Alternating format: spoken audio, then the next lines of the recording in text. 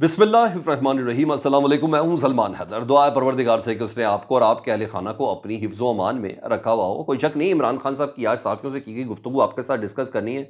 आज इमरान खान साहब ने बहुत ही हार्ड लाइन पकड़ी, सीधा-सीधा आर्मी चीफ्स को ही बहुत सी चीज़ों पे मुर्द इल्ज़ाम भी ठहराया। लंदन प्लान के शुरका का नाम बताया, किन-किन के दरमियान ये मीटिंग हुई थी और उसमें कौन-कौन से जजेस से मुतल्लिक इंडक्टमेंट हुई थी। बहुत सी चीज़ें इमरान खान साहब ने आज साथियों के सामने कहीं और साथ-साथ उन्होंने बहुत बारीक बातें भी की हैं, जो आपको बताना ज़रूरी है। वो भी आपको बताना, कुछ सवालों के जवाब भी दिए, पार्टी अपनी पोज़ीशन भी क्लियर की, बीच के अंदर जो तफ़रक़े इस टाइम डले हुए हैं और वो कौन से अनासिर हैं, वो किसके साथ मिलते हैं, किसके साथ बैठते हैं, अपनी पार्टी के लोगों से मुतल्लिक बता रहे हैं खान साहब। उसकी कुछ तफ़सील है। उससे मुतल्लिक आपको बताना है जनाब, मिलिट्री कोर्ट से रिहाई शुरू हो गई है।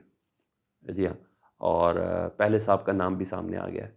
मिलिट्री कोर्ट, जो 103 अफ़राद मिलिट्री कोर्ट्स के अंदर हैं, उनमें से जी, टोटल 20 से मुतल्लिक़ मैं बताते हैं। इसकी तफ़सील भी मैंने आपके सामने रखनी है।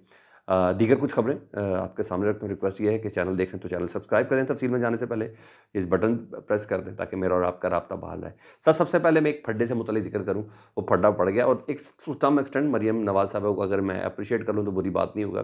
तो अहम खबर ये है कि मरियम नवाज़ साहिबा ने स्टैंड लिया और बज़ाहिर काफ़ी सख्त स्टैंड लग रहा है और एक पोज़ीशन उन्होंने ली है।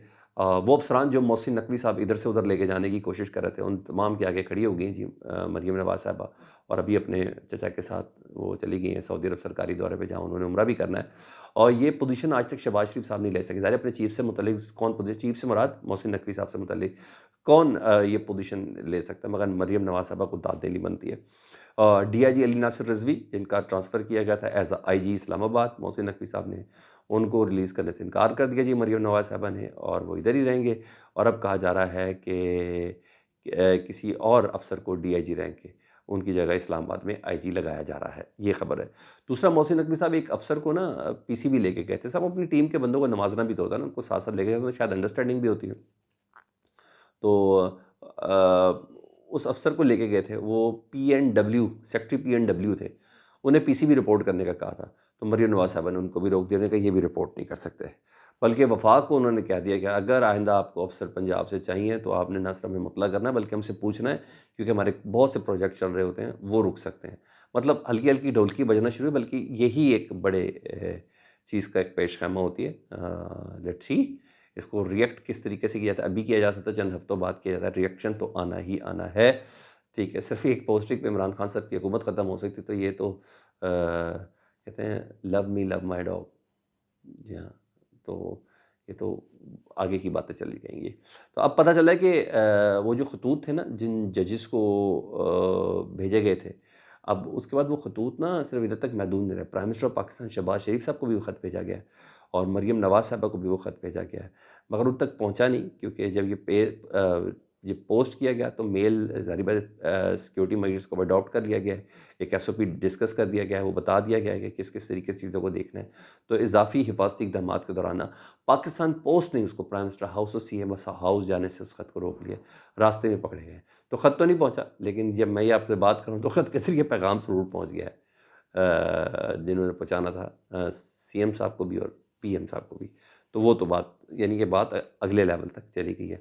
मुझे पता नहीं क्यों ये किसी इंडियन फ़िल्म का स्क्रिप्ट नज़र आता है। आजकल इंडियन फ़िल्में भी इसी तरह की आ रही होती हैं।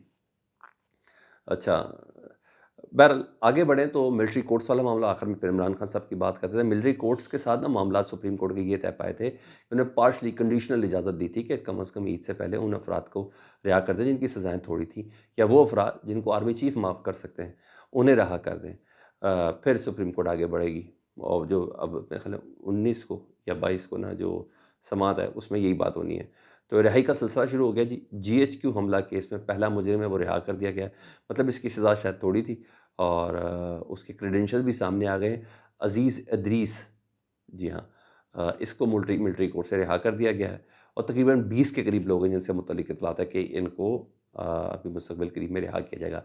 103 में से जो मिलिट्री कोर्ट्स में हैं या मिलिट्री जेलों में हैं, उनमें से 20 के करीब लोग हैं जिनको रिहाई मिल सकती है, जिसमें अज़ीज़ इदरीस ये पहला बंदा है। अब ये 20 अगले 2 दिनों के अंदर भी छूट सकते हैं, ठीक है? और यानी इनमें से रिलीफ 103 में से 20 को मिलेगा। तो सलीम साफ़ी साहब का सुबह का कॉलम जिस पे उन्होंने कहा था कि ये करना चाहिए, ये हो सकता है, ये हो सकता है। उसके साथ इसको अटैच करें तो मेरी बात आपको सुबह वाली बड़ी, बल्कि दोपहर वाली बड़ी आपको ऑथेंटिक नज़र आएगी। तो इमरान खान साहब ने जेल में गुफ्तगू की है, बड़ी तहलका-खेज़ की है। आमतौर पे ये लोग बाहर बात नहीं कर रहे, मेन स्ट्रीम मीडिया आपको बता नहीं रहा, लेकिन वो बातें रिपोर्ट करना तो हमारा फ़र्ज़ बनता है जो उधर मौजूद थे लोग। और कुछ पार्ट मैंने पहले डिस्कस कर दिए थे, कुछ पार्ट ये हैं। आज उन्होंने बहुत ही हार्ड लाइन ली है जी army chief general Asim Munir sahab से मुतल्लिक़। और वो कहते हैं डायरेक्ट उन्होंने डाल दिया जनरल आसिम मुनीर साहब के ऊपर कि मुझे तोड़ने के लिए बुशरा बीबी को तोशाखाना केस में सज़ा दी गई है। और हाँ, अगर बुशरा बीबी को कुछ हुआ तो ज़िम्मेदारी आर्मी चीफ के ऊपर ही होगी। इमरान खान साहब ने बिल्कुल सीधा-सीधा कर दिया। ठीक है जी। और इसके अलावा भी कई बड़ी अहम बातें हैं। उन्होंने कहा तोशाखाना केस में उनको सज़ा इसलिए दी गई थी, ठीक है, कि मुझे कमज़ोर किया जा सके। मतलब डायरेक्ट लाइन ले ली इमरान खान साहब ने।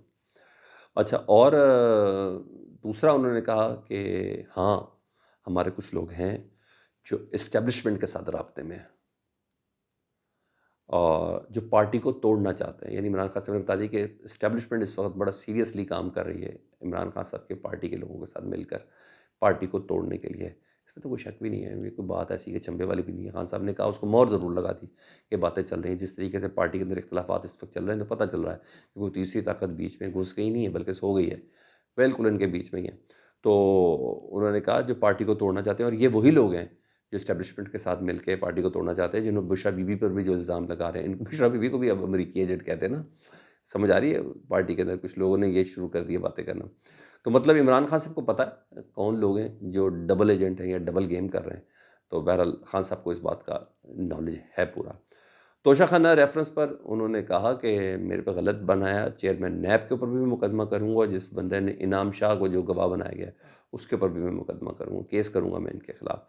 अच्छा, रही बात, उन्होंने कहा बुशरा बीबी का मुतल्लिक़ है, शहद के पे ज़हर दिया गया, फिर आपने कहा गया कि जी उनको खाने में 3 कतरे मिलाए गए और फिर ये सब चीज़ें ना हार्पिक के। तो उन्होंने कहा बुशरा बीबी की एंडोस्कोपी होनी चाहिए। उन्होंने एंडोस्कोपी का मुतालबा किया। उन्होंने कहा एंडोस्कोपी से ही पता चलेगा कि बुशरा बीबी के अंदर कौन-सा ज़हर गया है, क्या पोज़ीशन है, सिर्फ़ चेहरा देख के डॉक्टर नहीं बता सकते।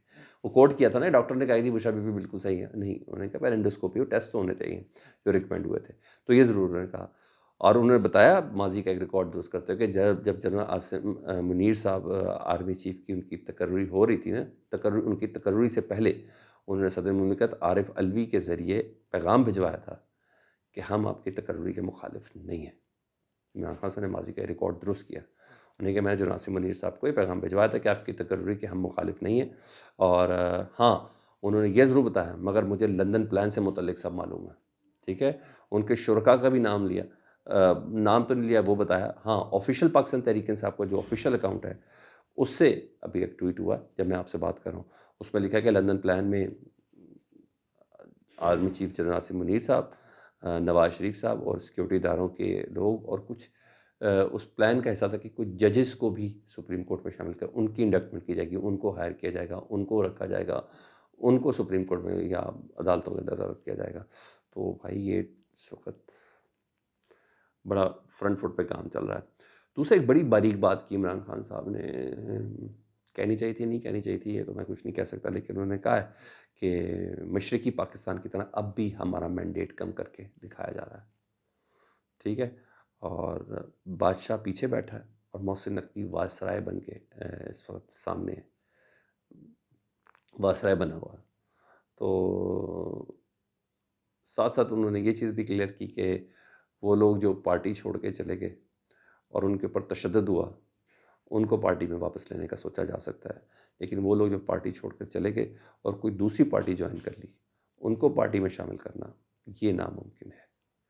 और एक बात ज़ाहिर बात है, उन्होंने मफ़ाहमत या गुफ्तगू के लिए खोली है। तो उन्होंने कहा मैं जनरल बाजवा साहब ने मेरी हुकूमत कराई, उसके बाद भी मेरी उनसे 2 बार मुलाकात हुई। तो मैं तो किसी से भी मिल सकता हूँ। मैंने कहा मैं इसको रिपोर्ट कर दूँ कोट अनकोट करके। अपना बहुत ज़्यादा ख्याल रखें, फीडबैक से मुतल्लिक़ आगाह करें। अल्लाहुम्मा सल्लि अला मुहम्मद व आले मुहम्मद।